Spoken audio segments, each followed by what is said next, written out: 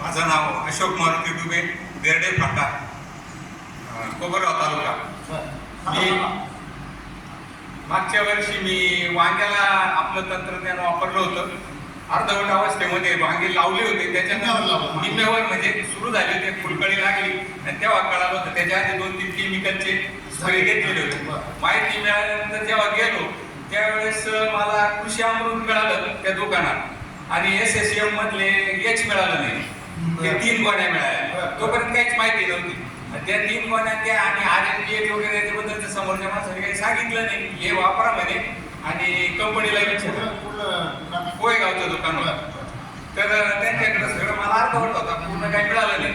आणि मग मी जे होतं ते उपलब्ध वापरलं आणि त्याच्यावर माझे माणूस म्हणजे 5 फूट उंची इतक्या माझ्या वांग्याची वाढ झाली होती. 5 फूट